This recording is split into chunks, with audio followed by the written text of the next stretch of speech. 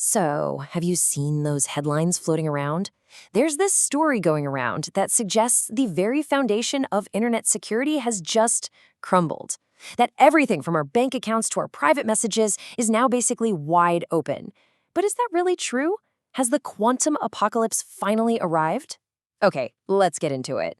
And this is the claim that basically set the internet on fire. It's a terrifying headline, right?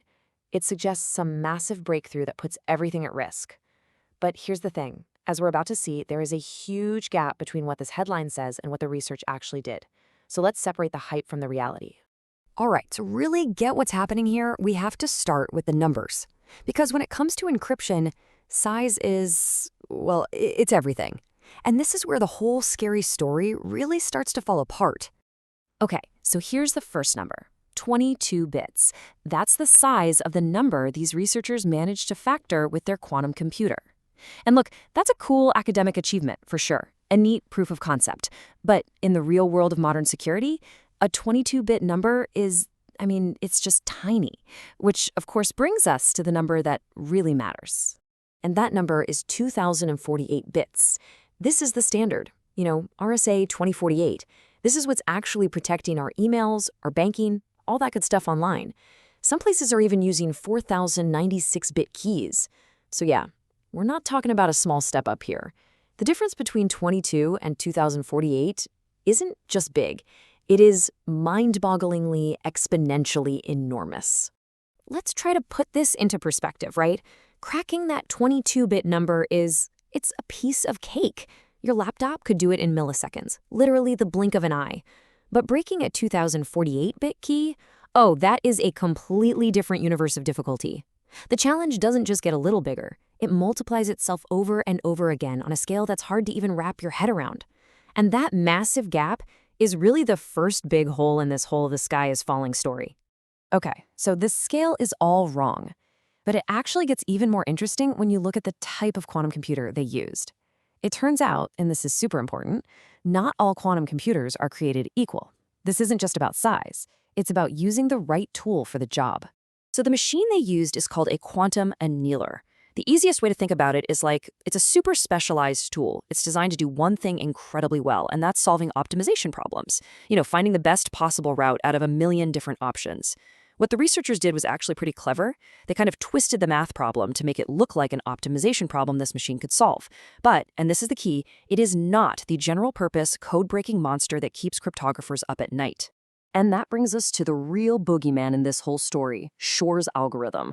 Now, this is the one everyone's worried about. It's basically the master key, an algorithm designed specifically to do one thing, factor gigantic numbers, the exact kind of math that modern encryption is built on.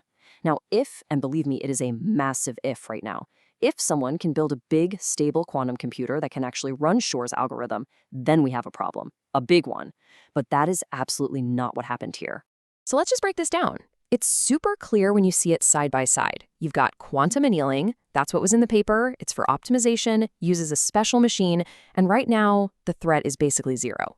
Then you have Shor's algorithm. That's for factoring huge numbers, needs a totally different kind of machine called a fault-tolerant quantum computer, and the threat is, well, it's still theoretical. It's in the future. We're talking apples and oranges here. Which leads us to the biggest question, right? If Shor's algorithm is so powerful, why is the threat still in the future? Well, it's because actually building a machine that can run it is one of the biggest engineering challenges humanity has ever faced. We're talking about a mountain of a problem, and that mountain is made of qubits. So the basic building block of a quantum computer is the qubit. A normal computer bit is simple, right? It's either a 1 or a 0, on or off. But a qubit plays by the bizarre rules of quantum mechanics. It can be a 0, a 1, or somehow both at the exact same time. It's a state called superposition. And that's where all the magic comes from, but it's also where all the incredible difficulty comes from. This picture, a block sphere, kind of helps visualize it. Think of a normal bit as only being able to be at the very top, the North Pole, or the very bottom, the South Pole. That's it. A qubit, on the other hand, can be anywhere on the entire surface of that globe. It opens up this huge, rich landscape of information. The goal is to control that. But yeah, there's a pretty big catch. And here is that catch.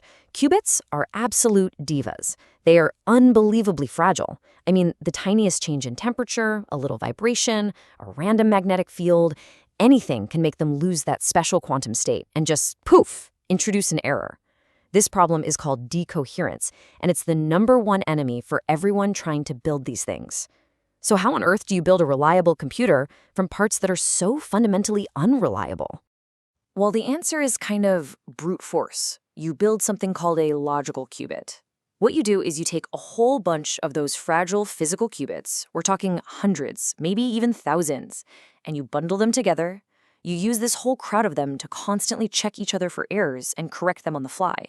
So you're basically creating one single, stable, reliable qubit out of a whole mob of unstable ones. Okay, so let's bring this all back to our main problem, breaking that 2048-bit encryption. The experts say that to run Shor's algorithm, you'd need about 4,000 of those stable, logical qubits. Now, let's do some quick math. If you need 1,000 physical qubits just to make one logical qubit, you're talking about needing a machine with 4 million physical qubits. That is the sheer scale of the mountain we're talking about climbing. So how close are we to that? Well, just take a look at a public roadmap from a company like IBM. You can see they're making really impressive progress, right? From just a handful of qubits a few years ago to processors with over 1,000. But look at their long-term goal, a path to 1 million qubits. Even the most ambitious plans show we are still worlds away from the several million stable, high-quality qubits we need to actually be a threat. So, does this mean the whole quantum thread is just made up? That we can all just relax? Well, not quite. The immediate threat, the one in the headlines, yeah, that's been blown way out of proportion. But the long-term threat, that's very, very real. And the good news is the smartest people in cybersecurity aren't just sitting around waiting.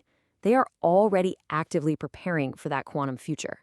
And just to put the final nail in the coffin on all this current hype, let's hear from the man himself, Peter Shor, the guy who literally invented the scary algorithm. When a similar story popped up a few years ago, he basically said the method they were using would still take, millions of years to break a real encryption key.